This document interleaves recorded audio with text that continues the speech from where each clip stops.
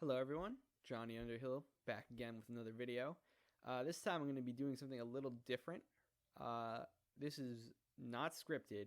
I'm just here with my book to talk to you about my favorite canto in Inferno, Inferno 26, which is the story of Ulysses and his fraudulent counsel. So, in Canto 26, we're in the 8th circle, 7th pouch. This is technically the pouch of thieves, right? Where, before he leaves, he gives one last big invective against Florence, and then he's going to descend into the 8th pouch, where fraudulent counselors are clothed in flames that are constantly burning them. And he's going to meet a couple of people in there. So, the beginning of the canto, goes, "Be joyous, Florence, you are great indeed, for over the sea and the land you beat your wings, through every part of hell your name extends." So he gives this really cool, vindictive praise of the city, and "Among the thieves I found 5 citizens of yours, and such that shame has taken me, blah, blah, blah, blah, blah." Just really, absolutely hammering it home on his own city, just how corrupt and how many people there are thieves and are doing really bad things, right?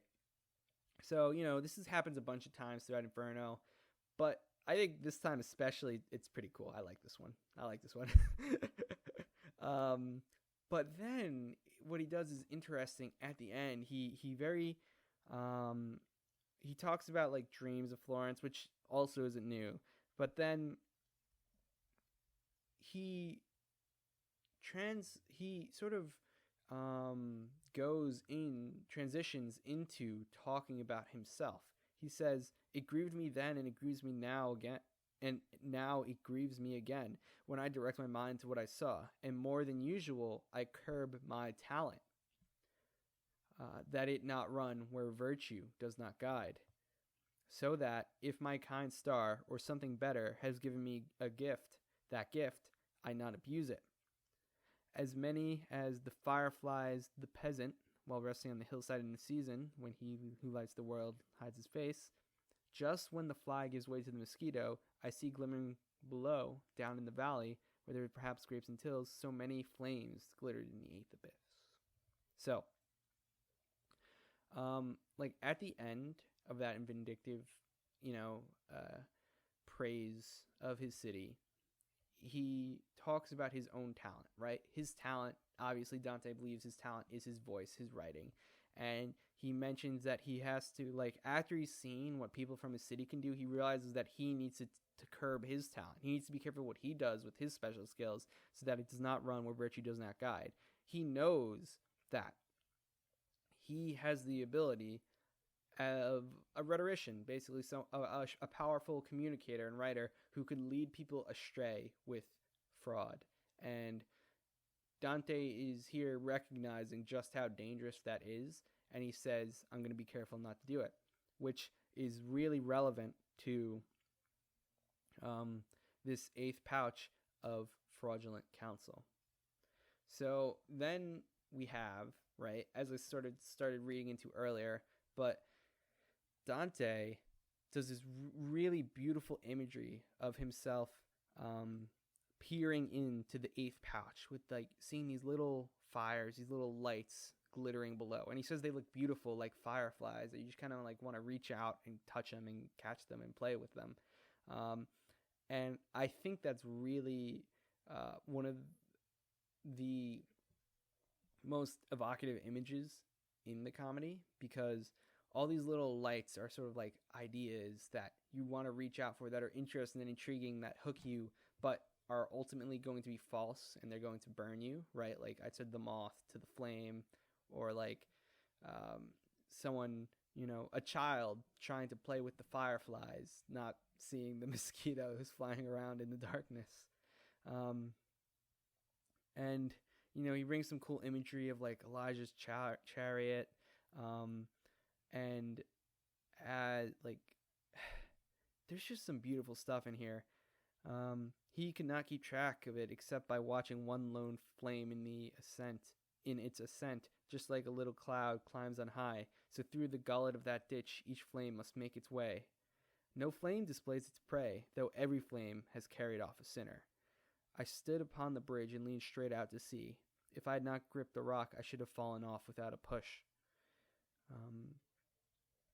So this is Dante describing himself like peering over the edge, looking down into this abyss where these little twinkling fires are. And he said you couldn't tell if you were moving down except by focusing really heavily on one and watching it rise above you as you go downwards. He has this short conversation with Virgil and says, and he points out like one flame that looked like a little bigger and it has two people in it. And he said, and Virgil replies that within that flame, Ulysses and Diomedes suffer. They who went as one to rage now share one punishment. So what he's talking about here is the Trojan horse, right?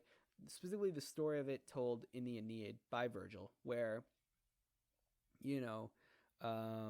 basically the Greeks are framed as the bad guys, right? Ulysses is Odysseus by another name, and Ulysses and Diomedes were Greeks who, came up with and used the Trojan horse, which is sort of an example of fraud, right, to get into the city and destroy Troy.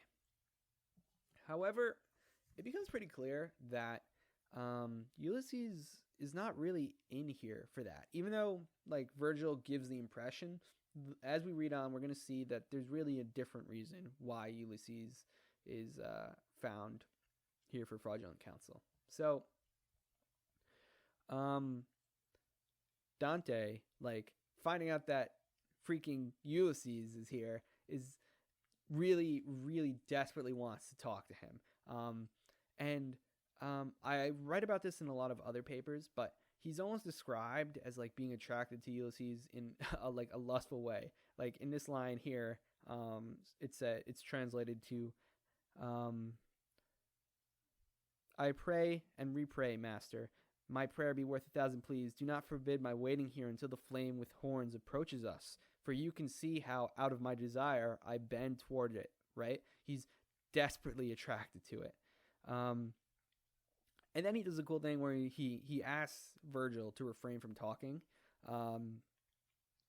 specifically because he knows Virgil, this is a bit of funniness over here, but he knows Virgil is a Roman, and the Romans kind of more relate to Troy and come from Troy, so there's sort of a cultural rivalry between Rome and Greece. And also Virgil is the author of the Aeneid, in which, Ulysses is framed as the bad guy. So Dante asks Virgil not to talk because he'd be disdainful of, or because the Greeks would be disdainful of the Roman speech. So Dante's going it solo right here.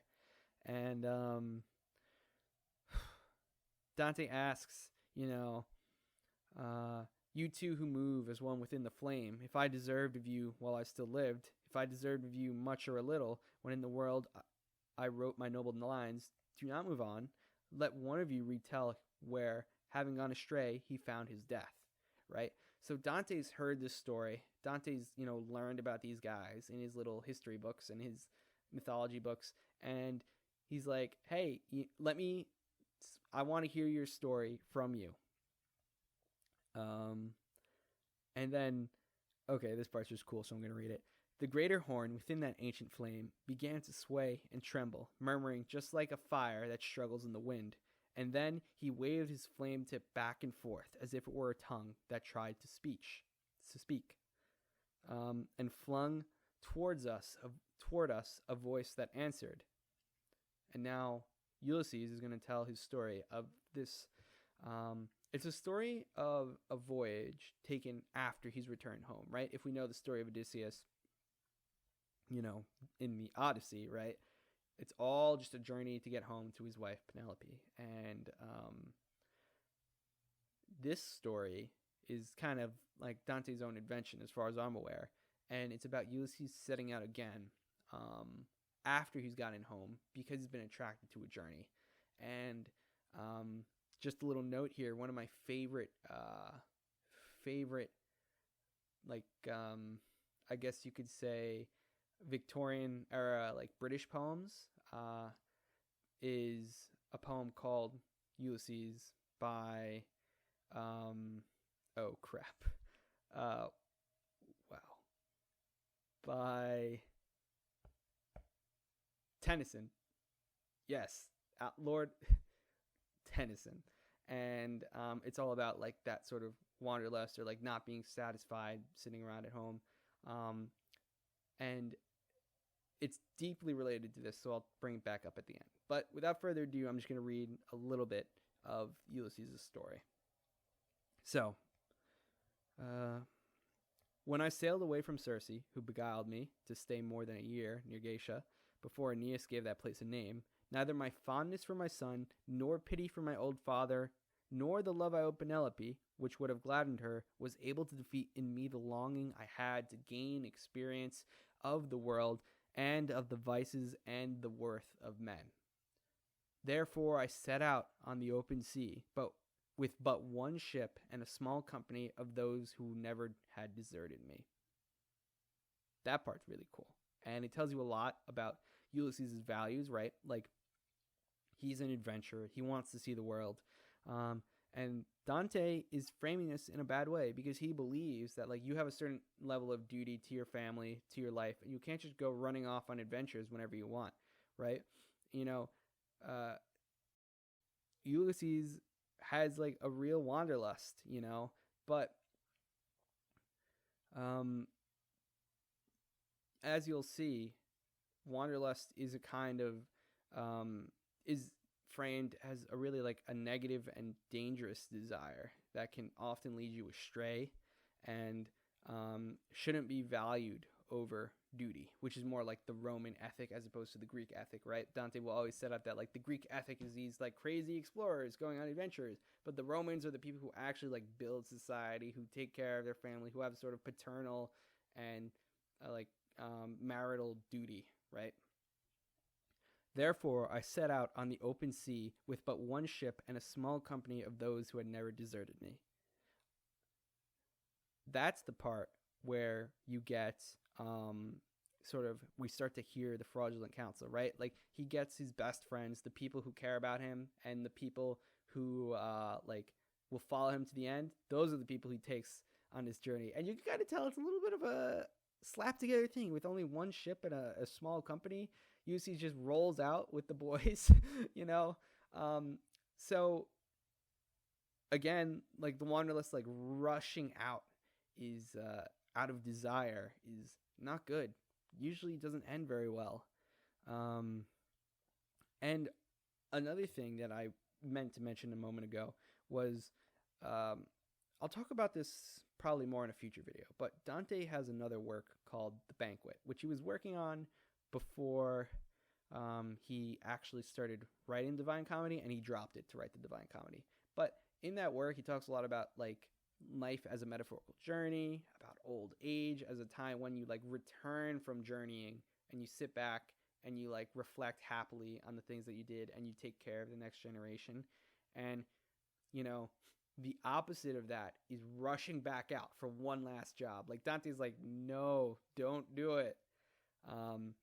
And I really love The Banquet and the symbolism of The Banquet in general, but we're going to put another pin in that and keep going.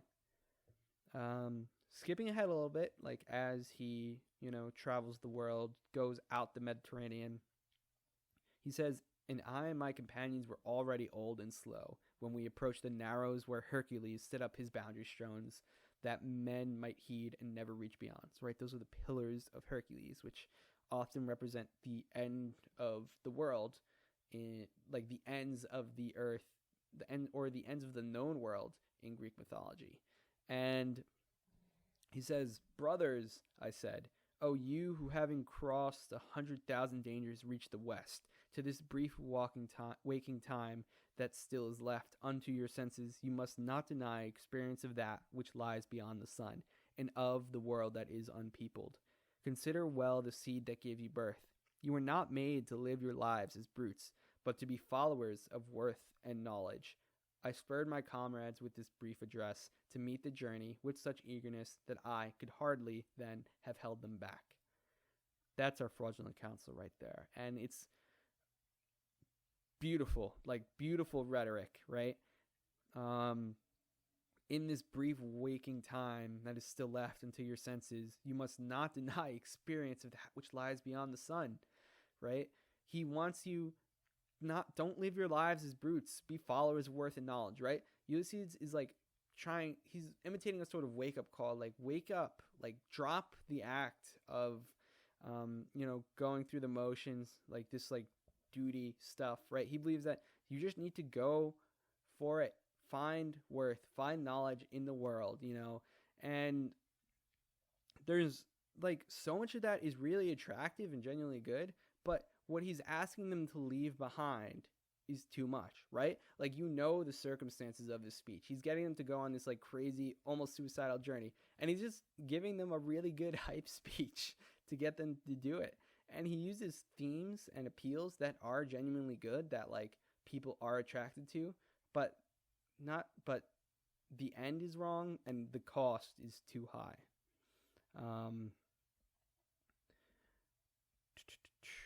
So, having turned our stern toward morning, we made wings of our oars in a wild flight, right? Again, the desperation, and always gained upon our left side, right? And always, I feel like this is lazy writing sometimes, but the left side always means bad in Dante. So like, gained upon the left-hand side. So it's like they're rushing out to get this thing to be more, but they aren't really paying attention to how they're drifting in a bad direction, right? They're doing things that are like edging their morality away.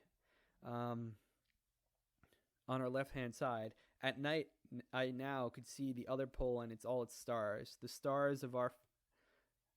star of ours had fallen and never rose above the plane of the ocean. So now we're getting all the way around the world, right?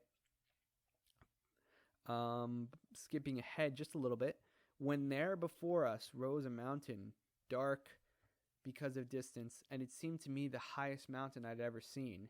So we'll learn later, this is the mountain of Purgatory, which has really seriously huge symbolic connotations, but we'll get into those in a future video. And we were glad, but this soon turned to sorrow, for out of that new land a whirlwind rose and hammered at our ship against her bow. 3 times it turned round with all the waters, and forth it lifted up the stern, so that our prow plunged deep, as pleased an other, until the sea again closed over us. So that's the end of the canto, and it's pretty dramatic. Like, Ulysses is basically successful in his journey. Like, he gets all the way to the other side of the earth, and he comes up to the mountain of Purgatory, which, if you look at Dante's structure of the world, right, like obviously he knew the world didn't look like this, but like in his sort of symbolic structure of the world, the mountain of Purgatory was exactly opposite Jerusalem, right, on the other side of the earth, kind of where North America should be. And that's mountain of Purgatory has to be climbed for you to get to heaven. So Ulysses, while alive, is trying to get to some heavenly, like post death knowledge, and he wants his experience, and he can't do it, and he's pretty much just denied by God. Like, God just comes in there and he's just watching, and as a whirlwind absolutely shreks their ship. They're all drowned and gone. Okay, it's intense. And this is another one of those moments where like you'll pause for a second and be like, holy crap, that was harsh. Was that necessary? Like, they wanted to, it's like, I thought we were just out here to experience the worth and knowledge and the vices of and the virtue of men. Like, what the heck? But as we'll continue to see, God, like, the cosmos is ordered the way it's ordered for very specific reasons based around these sort of like divine truths, these fundamental elements of our reality that are structured and created by God. And the reason here that Ulysses is not able to go to purgatory is because this knowledge is meant to be out of reach to people in their lives. And on a more metaphorical or symbolic level, Ulysses is just trying to access knowledge of the divine that human beings in our mortal forms, like as we are now, like can't handle, don't have access to. So Ulysses, in essence, you can almost like you could metaphorically twist in a lot of ways, but like I think one good way to represent it is like he's almost like a scientist or some kind of like rationalist thinker who's exploring, questions about life, questions about human nature. And like it's good at first, but he's taking it too far, and he's trying to get things that you would have to violate sort of your morality, that you would have to leave behind these good homely things to get. Like if you ever find yourself, right, this is a funny theme from Frankenstein, but if you ever find yourself like not being able to spend time with your family or not even your family, but like not being able to like enjoy other human beings because of the work you're doing, then you're probably up to something that is not good for you, right? He's left behind his, worldly family duties to pursue this thing that he can't have. And he's leading other people along to the same destruction. And moving away from that a little bit, I would like to talk about how Dante sort of sets himself and Ulysses up as basically contrast, right? Dante almost views Ulysses as like the evil version, the dark Dante, the evil version of himself. That's why we had that mentioning in the beginning of Dante being nervous about what his talents can do, because Ulysses represents the brilliant, rhetorician who leads people astray, who leads people towards things they can't have.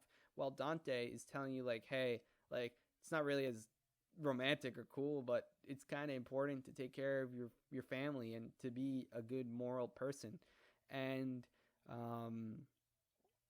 Dante is kind of like subtly hinting that like in his life he's been attracted to ideas like this. He's been attracted to just dropping everything and going on some crazy wacky adventure and exploring and always pushing the boundaries of knowledge,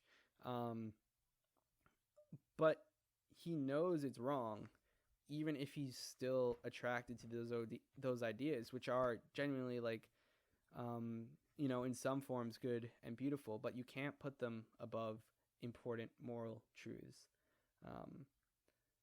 And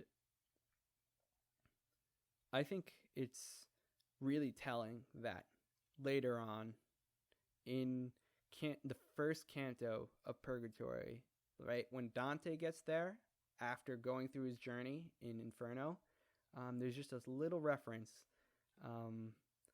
to that line, as pleased and other, at the end of Canto 1 of Purgatorio. So at the end of the day, Ulysses goes on this crazy adventure, sails around the world, but he can't actually get to Purgatory in heaven. Like, we're all going to get to see it at the end of the day, right? After death, we actually do get to be with God, or at least we should be able to get to be with God. But Ulysses doesn't. Ulysses doesn't, because he tried to get it on Earth and in his mortal life, and really hurt a lot of people by that doomed effort. And this is just a quick quote from that poem Ulysses by Alfred Tennyson, which is the story of Ulysses rousing his men for one last adventure, but it emphasizes sort of like almost the opposite themes of this work. And I find that comparing the two interpretations is deeply thought-provoking. So just here's me reading one last quote from there. This is Ulysses' speech. One equal temper of heroic hearts, made weak by time and fate, but strong in will, to strive, to seek, to find, and not to yield. Right? So in that version of Ulysses' speech, he's framed as good for encouraging men to strive, to seek, to find, but never to yield, never to stop, right? But Dante believes that you have to acknowledge your limits. Human nature and human experience are not infinite. Human nature sort of contains the things that you're able to do, and your time on this earth is very limiting, which is why it's important that you are a moral and good person, because at the end of the day, your spiritual life and your morality are more important than just these like one-off experiences and your sort of insatiable desire for knowledge.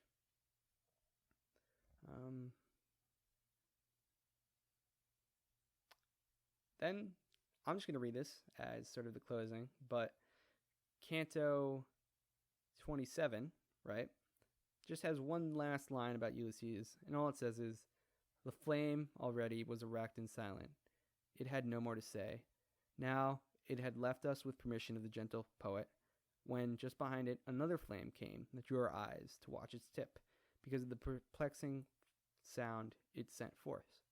And now Dante's going to meet another fraudulent counselor named Guido De Montefeltro, who was featured in the Banquet. But this guy is like an evil sort of political advisor, and he talks about,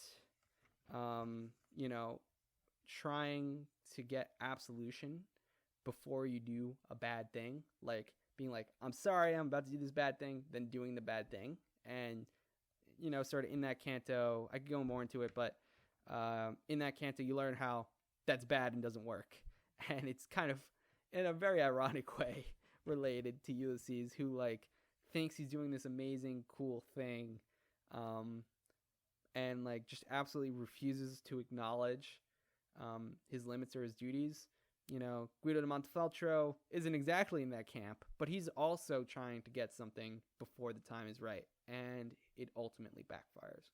So, themes here: acknowledge human nature, recognize your limits, take care of your family, be a good person, and, use the powers you have for good, not evil. Alrighty. Thanks for this sort of rambly talk. I didn't script this. I just set up the camera and went for it. So thank you for listening, and see you in the next one.